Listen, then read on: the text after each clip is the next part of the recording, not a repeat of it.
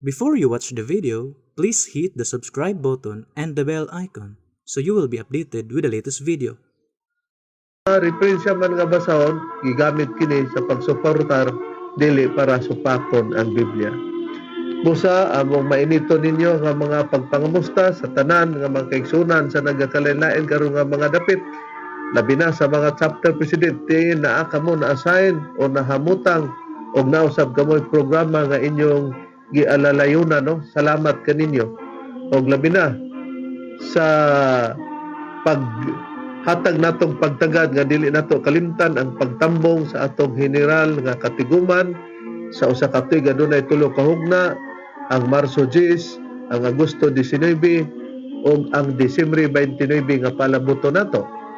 Og di po nato kalimtan ang binulan kung nakita niya na ang paghatag pagtabang para sa PBC Impalas Reconstruction. Og dili karon nga tungura ipaila pa o magapaila pa ang kauban pang ebanghelista o ministro. Kumusta og mayong pagpaminaw usab sa gihapon? Kini ang inyong igsoon ebanghelista Brother Juan Ronilo Mangalos. Makig-uban kaninyo niini karong atong programa Mga Langit ng Lamdag sa Kinabuhi. Ingon ini kita nga oras sa inyong pagpatalinghog dinhi sa DXMM FM Calamba, Misamis Occidental. Alas 6 ngadto sa Alas 7 kita ang na sa Kabuntagon matag adlang Domingo. O dinhi sa Cebu City sa DYLE Cebu alas 11 ngadto sa alas 12:15 ang na sa Kaudtuhon matag adlang Domingo. Og ang atong programa nga Mga Langit ng Lamdag sa Kinabuhi mabati ni kini sa 22 ka mga radio station Visayas ug Mindanao kita mga kaigsunan dinhi sa Cebu City, dinhi sa Toledo City ug dinhi sa Butong Pinamungahan Cebu dunay kita programa. Dinhi sa Surigao City ug dinhi sa Butuan City, ingon man dinhi sa Bayugan City dunay kita programa. Dinhi sa probinsya sa Bukidnon, dinhi sa Valencia City, Malaybalay City ug Manolo Fortich Bukidnon dunay kita programa. Dinhi sa Iligan City, dinhi sa Pagadian City, ingon man dinhi sa Dipulog City dunay kita programa. Dinhi sa Misamis Oriental ug Cagayan de Oro City mabati usab dinhi sa Digsari Radio Ultra, Cagayan de Oro City alas 10 ngadto sa alas 11 ang tagnas Kabuntagon matag adlang Domingo. Dinhi sa RPN Dixkio Teleradio, Cagayan de Oro City alas 12 ngadto sa launa ang tagnas gapunon matag adlang Domingo. Dinhi sa Cabuses Power Radio sa Villanueva, Misamis Oriental alas 7 ngadto sa alas 8 ang tagnas sa kagabion matag adlang Domingo. Dinhi usab sa B-Radio, Waikurat FM, dinis Balingasag, Misamis Oriental, alas 8 ngadto sa alas 9 ang tagnas kagabion matagad lang Domingo. Kumusta sa mga PBC Women's Group ubos sa pagdamala sa Presidente Madam Gaga Eugenio. Og dinhi sa Hingoog City, sa Real Beat Radio, alas 6 ngadto sa alas 7 ang tagna sa Kabuntagon matagad lang Domingo. Kumusta sa tanan nga mga nagsunod kanato nini karong tagna nga inyong katalungugan, labi na sa mga kaubang ministro din sa Cebu City, ni Brother Samuel Montenor, Brother Bobot Panta, Brother John De La Torre, Brother Dennis Gonzales, Brother Edward Las Puñas. Og sa nagpaluyo Brad Ronnie dinhi sa Sibihan sa Pinamungahan, no? O og mga kabanayan ni Brother Rene Telebrico kaubang ministro nga nagahatag pod og suporta sa atong radio station dinhi. Adayon ang chapter president usab dinhi sa Toledo si Sister Vicky Dosina, ug yun man sa iyang kapikat sa kinabuhi Brother Vicky Dosina. Chapter president usab Ranisa Alforque o igsurato sa pagtuo Brother Julio John Ibanez may pagpaminaw usab. Chapter president dinhi sa Bato Plaridel Brother Felipe Manlod og sa panimalay ni Brother Harley Luod mayong pagpaminaw sa imong pamilya. O garon sa pag-isgot sa tema mga kaigsunan ibalik ko kamo kang Reverend Sale. Gyapon Badron ang atong pagahisgutan ang mga pagtubag sa giluatang mga pamahayag ni Mitchell Bendillo sa pagtandog sa atong mga doktrina ug matod pagani niya sa mga Domingo nga mga nanglabay dinhi sa atong pagpamati nga kita kuno mao ang naghilabot kaniya. Dili man na hilabot Bradron kay do na may nagapangutana lugar sa doktrina kung naabatay adlaw igpapahulay siya'y ibali ng hilabot kay igor man ta nagtubag alangan magpauyunan taniya o pauyunan taniya nga kita nagbantay sa adlaw igpapahulay aron di punta niya lugar hilabtan. Kay gani man ang SDA movement kon Seventh-day Adventist Reform Movement tungod kay nagbantay sa adlaw ipapahulay unya kay di man lagi kauban nila iya magyapon ganing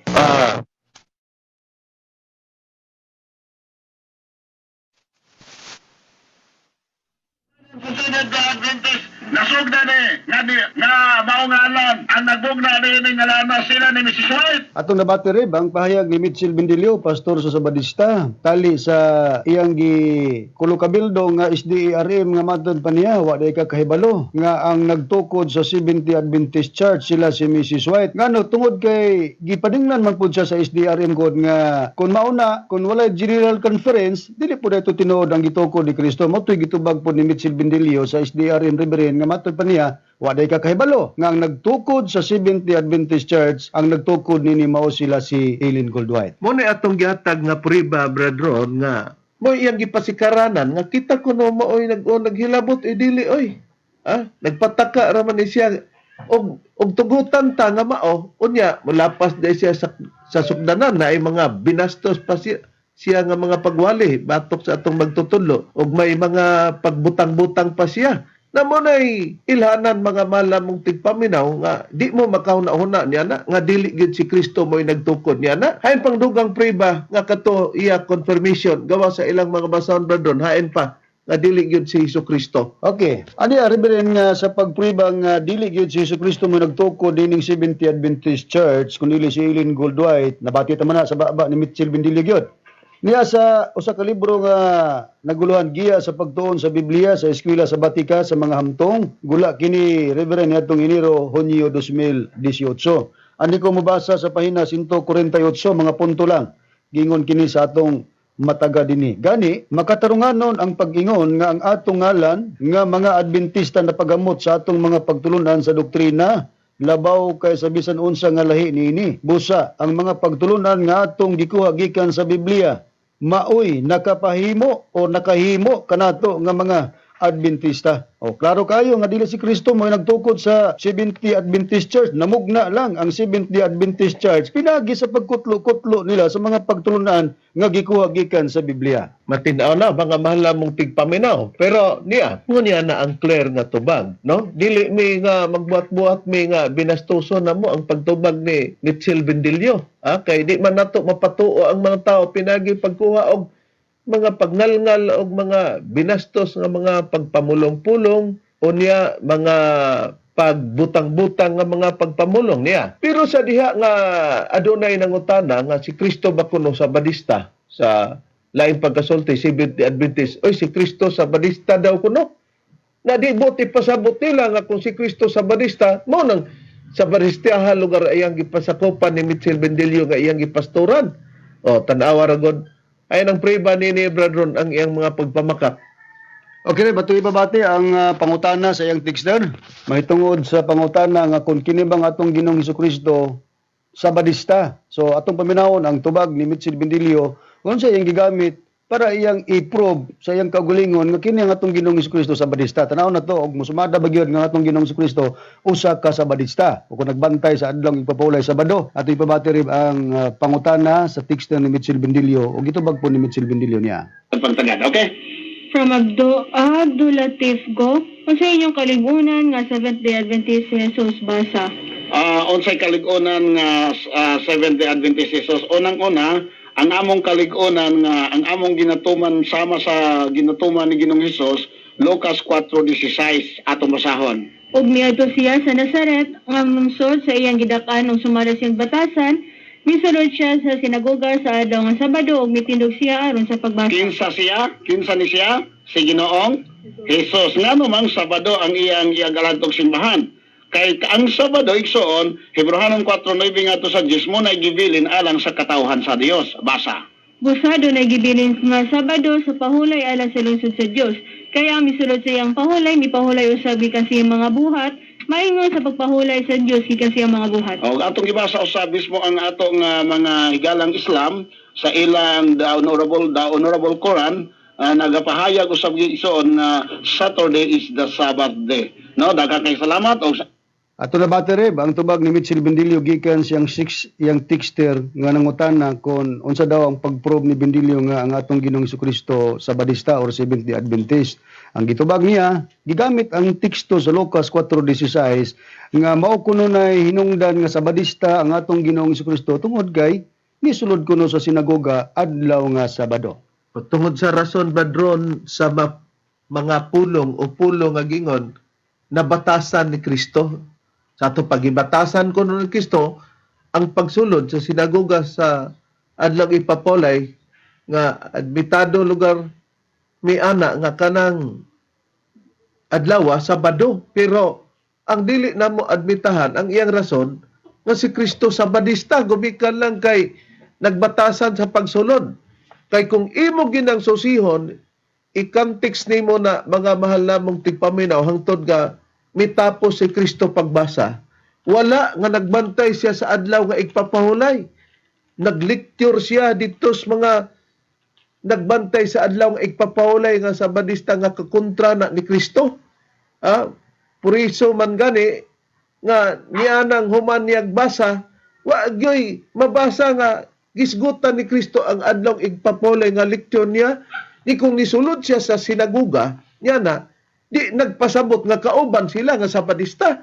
Dito lugar siya ni simba niya na. Ba man sa human niyag basa tanan, ihulog man siya sa pangpang o kauban man sila. Ato sang basahon bradron ang prueba nini nga si Kristo dili gyud Sabadista sa paguna-una ni Mitchell Bendilio.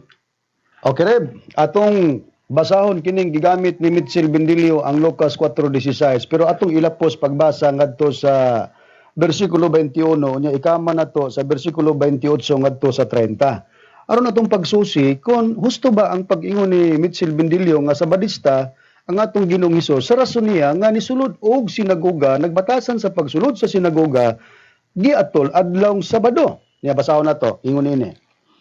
Og siya miabot sa Nazaret, diin didto siya magtubo ang atong Ginoong Hesukristo kini. Og sumala siyang nabatasan, siya misulod sa sinagoga si Kristo sa adlaw igpapahulay. Og siya mitindog aron sa pagbasa.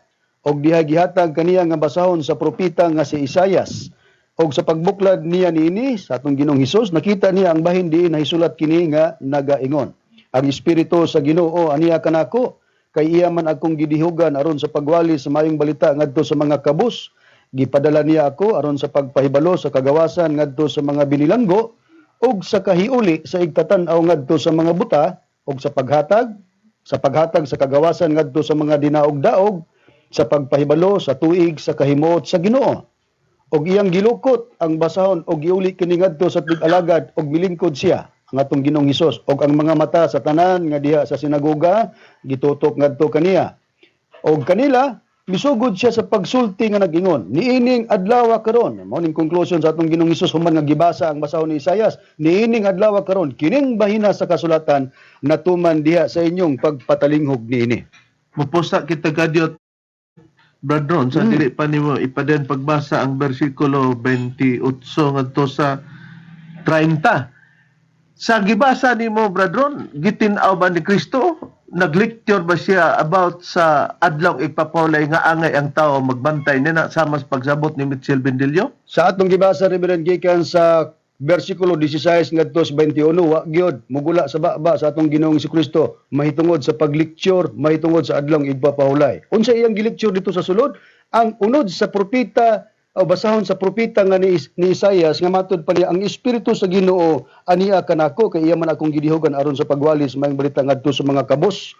Mao na siyang pag-eksplikar sa atong Ginoong Jesucristo wa gyud diha migawas siyang baba nga nag-lecture siya mahitungod sa adlaw igpapahulay Sabado. Unya, nganong gibatasan man niya ang pagsulod sa adlaw Sabado, bradron, para ba ipamatuod niya sa katawhan ilabi na sa atong panahon garon nga siya Sabadista o nagsabado? Dili Reverend. Ang katuyuan sa atong Ginoong Jesucristo nganong iyang iatol o iyang ibatasan ang pagsulod niya sa sinagoga adlaw Sabado kay niya nang higayunagon mao man ang tigtigom sa mga tao. So tuwa na nagtapok ang mga tao dito aron nga magsimba sila niya nang panahon na busag atol sa atong Ginoong Jesucristo nga mosulod siya sa sinagoga kay kana na lang ba iyang pangitaon nga na naman nagtapok ang mga tao. Munang iyang gibatasan ang pagsulod pero dili aron nga magbantay sa adlang igpapahulay kun dili duna siya i-lecture iwali kadtong gikutlo sa Isayas nga basahon nga matud pa niya ang espiritu sa Ginoo anaa kaniya.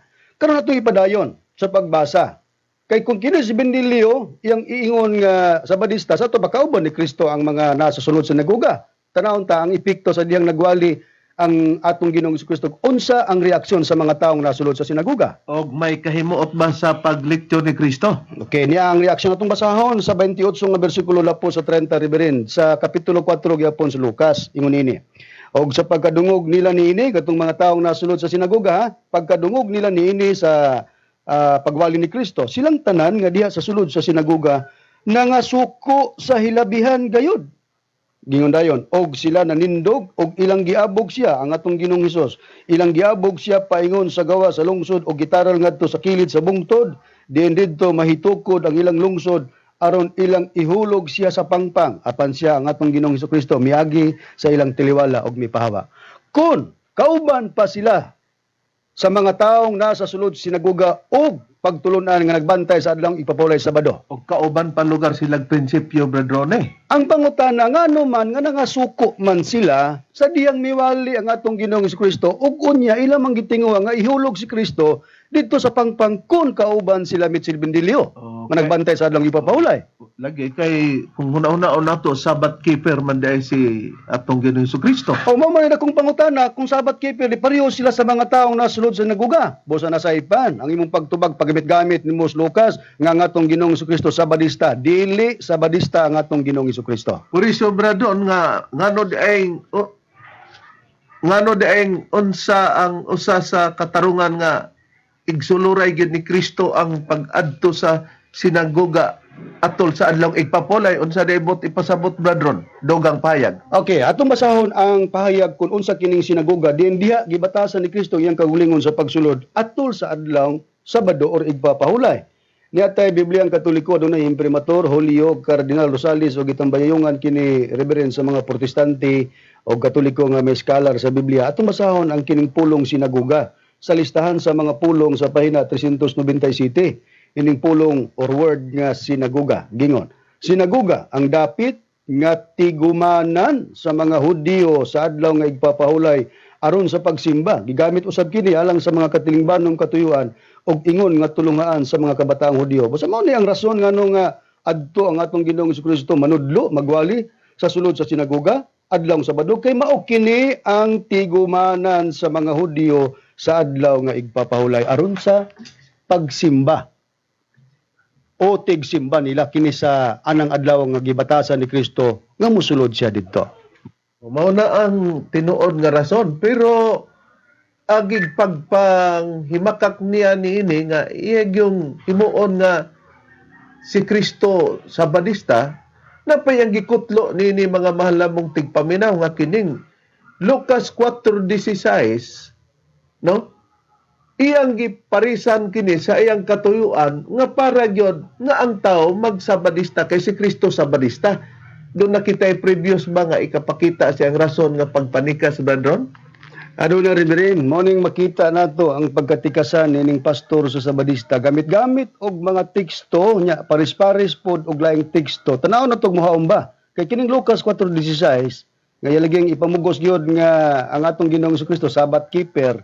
Unya kining pagbasa sa atong Ginoong Kristo sa basahon sa propeta Isayas, iyang gikutlo po dito sa Isayas. Tanaw na tong mohaom ba? Nga sumada ba dito sa gipahayag sa atong Ginoong Kristo nga matud pa niya ang espiritu sa Ginoo niya kanako. Ato ipabati rib mga previous niya na mga pagwali Reverend.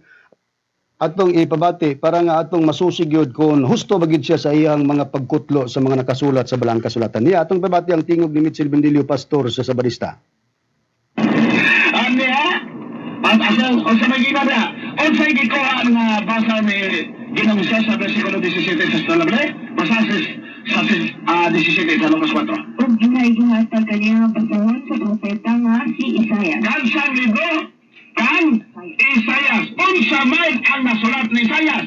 Isayas 56 bersikulo 6 sa ang pulong sa Dios. Basa ba? Panalangihan ko usab ang mga dili Israel hingon nga nagatugyan sa ilang kinabuhi kanako aron sa pag-alagad pagigugma o pagsimba kanako ug nagatungan sa akong mga sugo bahin sa adlaw nga ipapahulay ug nagatungan sa akong kasabutan. O ana higala, unsay gingon? Si Isaias, nagsultid Isaias 56 nga ang dili Israelhanon padalanginan sa Dios kon mobantay sa adlaw Sabado kon adlaw ipapahulay. To ana. Ato na batirib ang tingog ni Mitchell Bendilio paggamit niya sa Lucas 4:16 unya ngadto 17 kay dunay may giingon diha gihatag kaniya nga basahon sa propeta nga si Isaias. Ang pagdagan dayon ni Mitchell Bendilio pagparis-paris ingon nga gisumpay-sumpay niya tuan ni kutlo sa Isaias 56:6. Kay pagpriba bradron nga ang Isaias 56:6 mo lugar ang gikutloan ni Kristo sa iyang gibasa sa Lucas 4:16 ngadto sa punto nga iyang gibasa ang bersikulo 17 kay kung basahon lugar dito og tinuod man na nga dito na gikutlo ni Kristo magbantay manggod sa adlaw igpapahulay, di ba? Tinuod ka na, Reverend. Onya ang iyang gibasa nga Biblia. Ang Biblia ang gigamit ang pulong sa Dios atong basahon ang Isaiah 56:6. Kung musumada ba nga mao ni gibuklad sa atong Ginoong Jesucristo dito sa pagsulod niya sa sinagoga nga ang espiritu sa Ginoo naa daw kaniya. Basahon nato, be? Bendilio, aon taning imong pagkatikasan karon niya. Sa 56:6 sa Isaiah ang pulong sa Dios nga Biblia. Panalanginan ko usab ang mga dili Israelinhon nga nagatugyan sa ilang kinabuhi kanako aron sa pag-alagad, paghigugma og pagsimba kanako og nagatuman sa akong mga sugo bahin sa adlaw nga igpapahulay og nagatuman sa akong kasabutan. Ang nakasulat dinhi umisupak nga naa ni gisgutan nga adlaw igpapahulay dili pero kung imo nang iparis didto sa gigamit sa atong Ginoong Jesucristo sa pagsulod sa sinagoga, gibasa ang basahon ni propeta Isaias nga imong gikutlo po ninyo nga sa diyang gibuklad ang basahon ni Isaias imong gidagan dito. Pero ang gibasa sa atong Ginoong Jesucristo matud pa niya ang espiritu sa Ginoo niya kanako ang 56:6 atong gibasa ribo ang ginagisgot nga nag-ingon nga ang espiritu sa Ginoo ana kang Kristo. Kita mo na ang pagkatikasan, mga mahal na mong tigpaminaw, mga kaigsonan, nung iyatong gipares sa pagbasa, mga mahal na mong tigpaminaw, para pamatud-an nga si Kristo di ay nagbantay sa adlaw nga igpapolay sa badista, pero dili sa badista. Kaya ato nang nakita ganina so si Kristo wala magtukod og sa badista. Si Ellen G. White didto niya na gipahayag sa kahanginan diin sa pakig-argue niya sa iyang katba nga nagbantay sa adlaw nga igpapahulay pero kay dili man sama niya gipasakupan o gipastoran mao man kadtong iyang kontra nga Seventh-day Adventist Reform Movement mao nga diya nakita nato ang pagtug-an nga dili si Kristo ang nagtukod bisan sa ilang basahon na karon ikong pangutan-on nato si Ellen G. White mga mahalamong tigpaminaw ang gibasa niya kaganina ang Lucas 4:17 nga didto niya na gipudyot o niya giparis niya Isaiah 56:6. Balikan taragod badron para ma-refresh. Okay, atong paminawon pagbalik ang tingog ni Mitchell Bendilio. Anya, unsa may ginaba?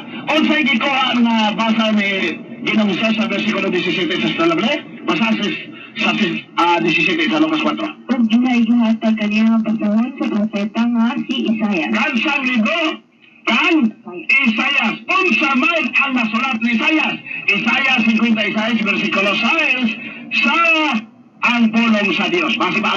Panalanginan ko usab ang mga dili Israelinhon nga nagatugyan sa ilang kinabuhi kanako aron sa pag-alagad, paghigugma o pagsimba kanako ug nagatungan sa akong mga sugo bahin sa adlaw nga ipapahulay ug nagatungan sa akong kasabutan. O ana higala, unsay gingon?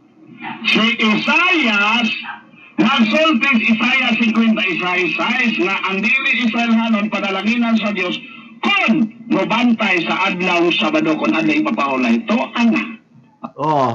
Muna'y kamaturan nga iyang gikuha to giparis ang Isaiah 56:6 sa Lucas 4:17 para ingnon nga si Kristo Sabbath keeper pero ang naas Lucas 4:17, ang espiritu sa Ginoo niya kanako. Dili tao na mabasa sa Isaias 56:6 katong gikutloan ni Kristo sa Lucas 4:17 nga maopoy gibasihan ni Mitchell Bendillo para isumpay niya ang iyang kagustuhan sa Isaias 56:6 kundi kanang giisgutan sa Lucas 4:17 nga ang espiritu sa Ginoo anya kanako, pag-explain ni Kristo nga giatol niya sa pagsulod sa pagbatasan niya sa adlaw nga igpapahulay tungod kay moitigom sa mga Hudiyo nga nagbantay sa adlaw igpapahulay. Ang gilektyon ni Kristo dili adlaw igpapahulay. O kanang giingon niya nga ang espiritu sa Ginoo anya kanako